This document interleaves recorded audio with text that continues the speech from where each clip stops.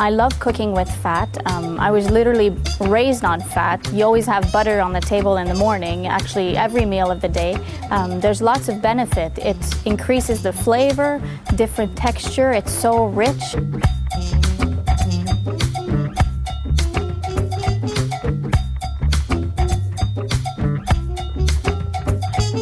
It just here. I sort them in different smoke points, starting with the lowest one. It simply means when the oil reaches a certain temperature, it just burns. So the highest it is, the highest temperature you can bring it. All right, let's try this one. Olive oil. Hazelnut. Walnut. Now in the medium smoke point, safflower. Pumpkin seed. This one I don't have to taste it because it's so dark. It's sesame seed. These are the high smoke points. This one here is peanut oil. Oh yeah. And grapeseed oil. Now another good high smoke point oil is vegetable oil. That's what Dan is using for French fries. Now a cool trick for French fries, you double fry them. All right. Now remember this sesame oil, that's a high smoke point? Well, I'm gonna show you how to make a chili oil here. You see this wonderful deadly pepper here? I'm gonna open it up. It's actually better to work with gloves because this could get really nasty. I don't want to take the seeds here, so I'm just opening it like this. Like that. Chop it up. Don't have to be precise. And right in the oil it goes. Now the oil is at 200 degrees, and that's the highest smoke point it can get. See, it's all bubbling away. You don't want bubbles, you want to simmer. Now we need to let this simmer, not bubble because it'll scorch the oil a little bit. And then 15-20 minutes later, right here, I let this one cool just so the flavors can really infuse here. I'm gonna add a little paprika just to help for the color. It's already red, but this will give it another little kick. All right. And now we're ready for straining it. So just a regular strainer.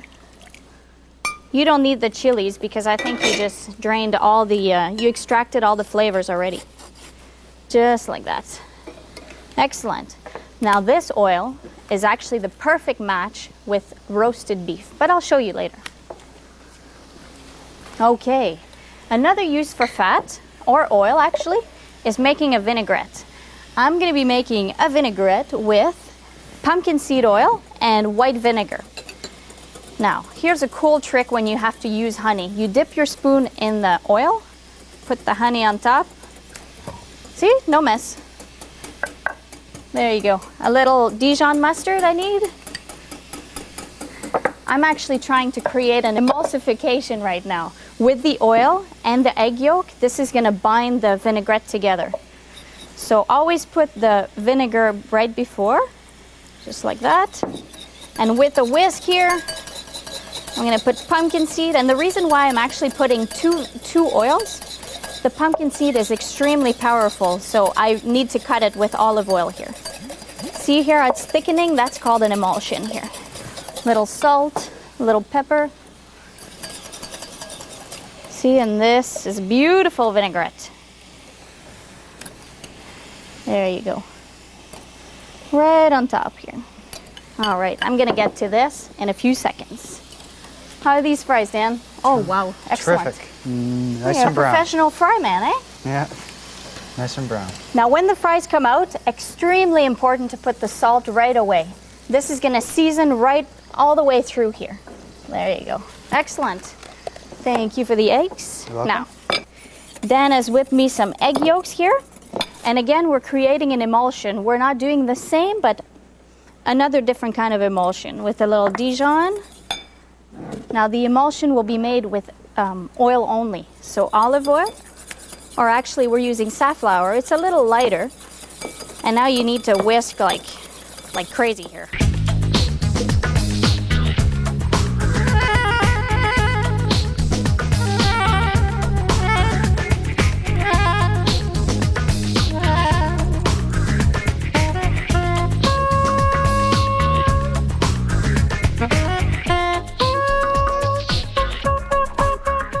A little bit of vinegar to loosen it, and this will get it a little bit whiter also. You see here? All right, we need to season this with a little salt and pepper. And I'm using a special ingredient, poppy seeds, which is actually quite delicious and it makes it pretty. All right, this is great. Now remember that chili oil here? Well, let me show you. All right, see how beautiful the color is here? You can see all the little paprika flecks. See that? I'm gonna put it right on top. There you go. You don't need a lot because remember that's really, really spicy actually. I'm gonna have a taste.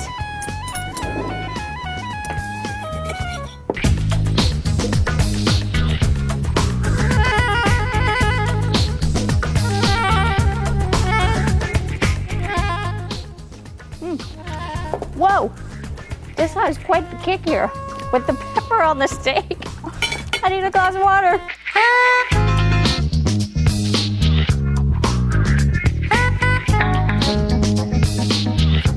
How about these lovely fries here? Yes. How cool does this look?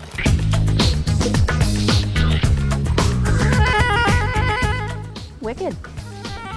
Hey. You can't buy mayonnaise in a jar. Just make it. It's so easy.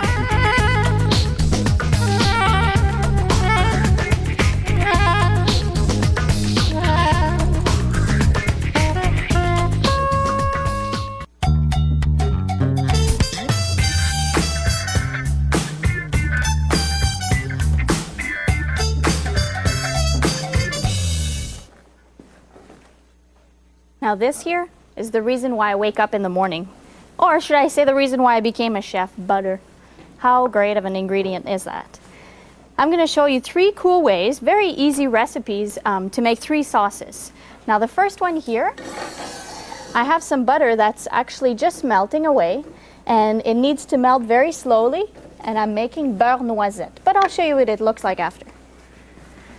Now right here for our second sauce, I'm going to mount sauce with butter. I need to have some shallots, just roasting away here, and of course a little butter. All right, some red wine. I'm using Baco Noir. Now I need to let this reduce to concentrate the flavors here. Let this reduce a little bit, and then we'll add some sexy butter. All right, thanks Dan. Thank you. Okay, our third sauce is a citrus beurre blanc. Very simple method. I have some butter, some beautiful shallots. You see, everything starts with shallot. That's the French influence in me, I guess. Okay, saute this. A little bit of wine, or a little bit, or my version of a little bit, I guess. Some white wine vinegar. Excellent. All right, we let this reduce. The reason is, again, just like the wine sauce, concentration of flavor. At least reduce it to 2/3. And right here, see what I mean here? There's almost nothing left. But this is exactly what I want. All right, now comes the butter. See, there's a little bit of liquid here, just a lot of shallots. Now the trick is to put the butter in 2 or 3 shots, just 2 or 3 little cubes at a time. And you gotta whisk it as if you're mad at it here. You're trying to create an emulsification here, just until it melts. And it's important to keep the heat very low because you don't actually want to break the cells of the butter, right? There you go. I'll add a little more.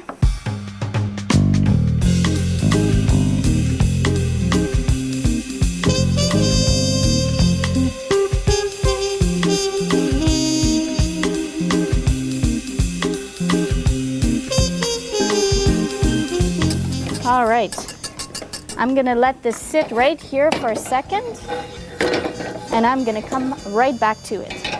Now you see here this beurre noisette, this is the kind of recipe that you need to be, having your eyes on all the time. I don't know if you can see here, see it's getting all brown and, I don't know, if you could smell this, you'd see why we call it noisette. It's nutty, it's really fresh, but it's very fatty. So I'll add a couple capers. And this will actually slow down the cooking of the butter. All right, and I'm ready to plate this baby. You see, it's just foaming here. How wicked is that?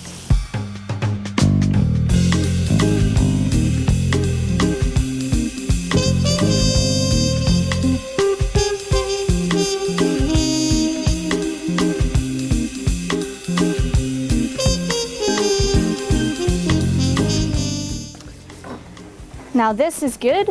See, the wine has reduced. It looks great. It's hot.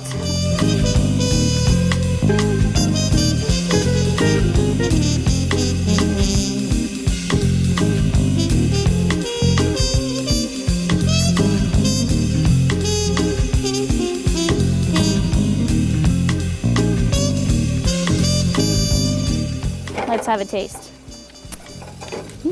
Very rich. I love it. All right.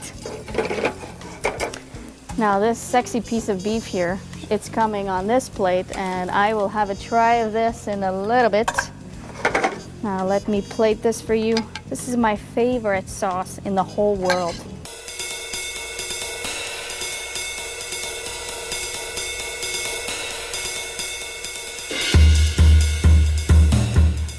Now you remember the citrus bar blanc?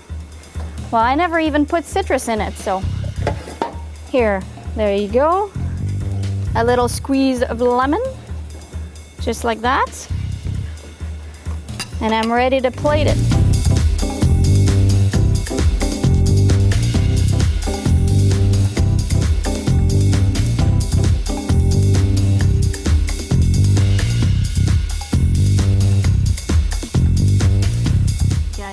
My new best friend, the butter. Cheers. Cheers. All right.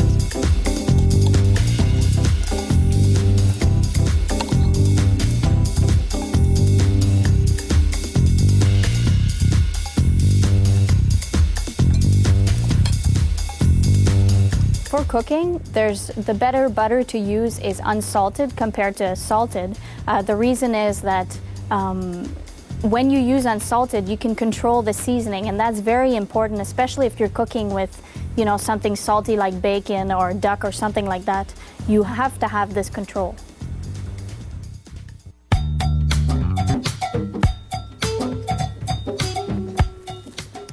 Now, you remember I told you that butter is my favorite fat to cook with? Well, I kind of lied a little.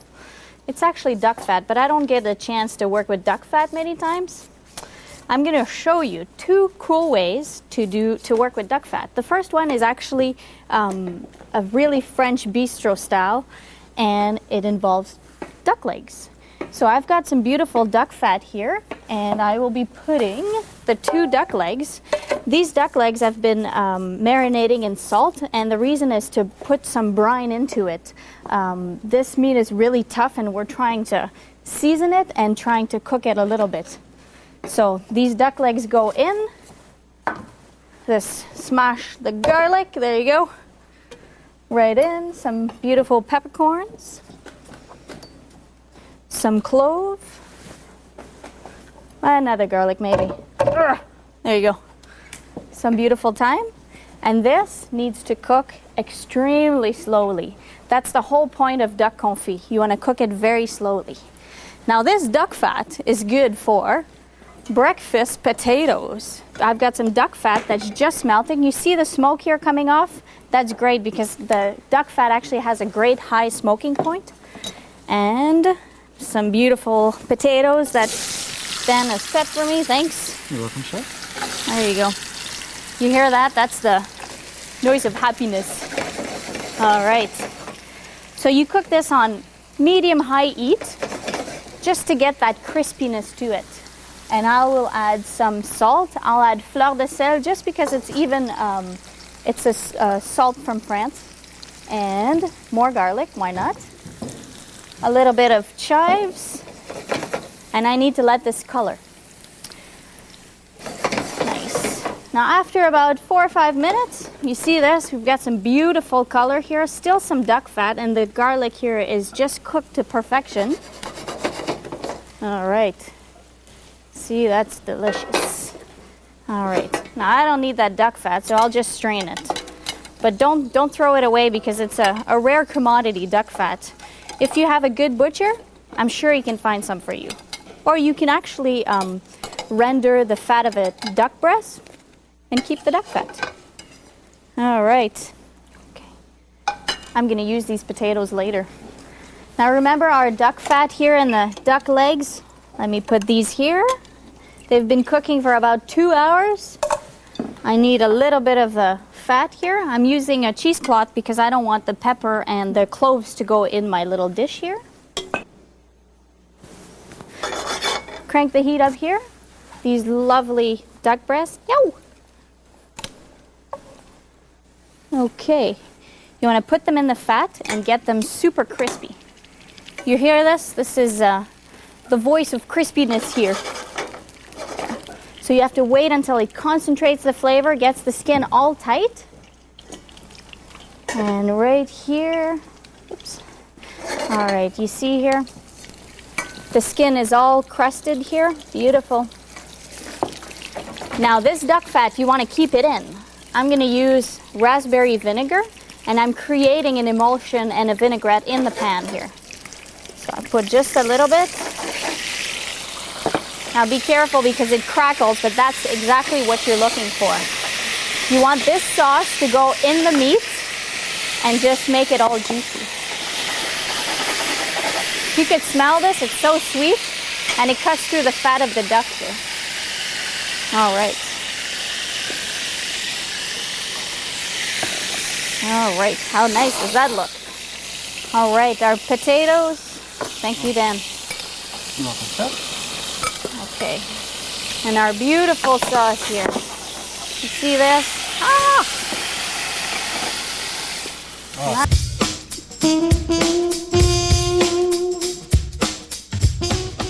All right, you guys, some beautiful onions, and then I'll show you how to make a nice pork dish. You ready for this? Great, All right. chef. Cool. All right, we couldn't talk about fat and not talk about pork because that's the ultimate. You see this here? This is pork fat back. It's actually the fat from the back. It's not complicated. I dice them up here in beautiful little dices. And this is one of the ingredients to make rillette. Rillette is a classic French dish that, as I make it, it'll be wonderful.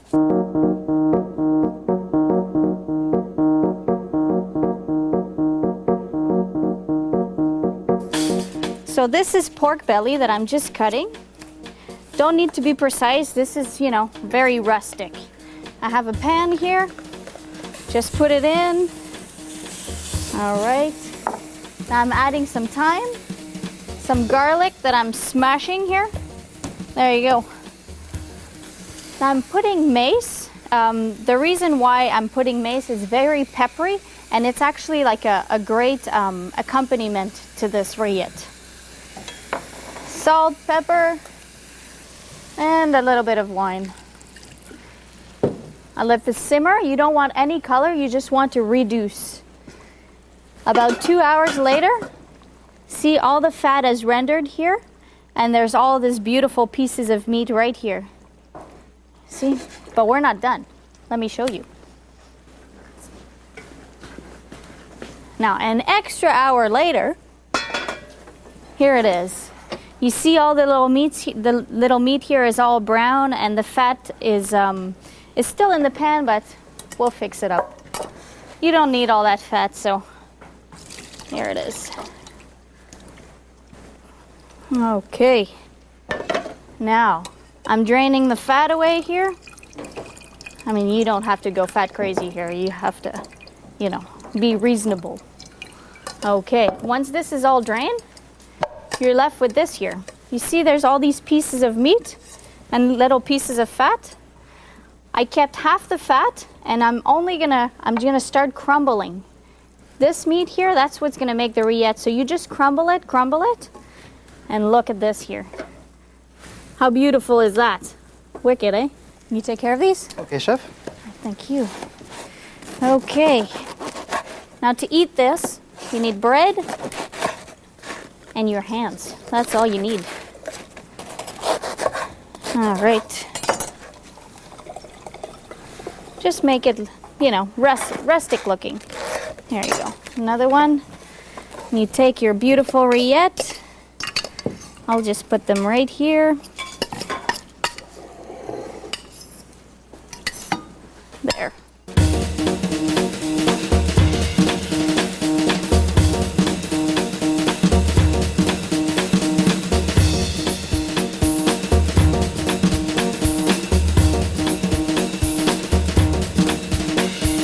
Well, to fat. From butter to oil and duck fat and pork fat to fat.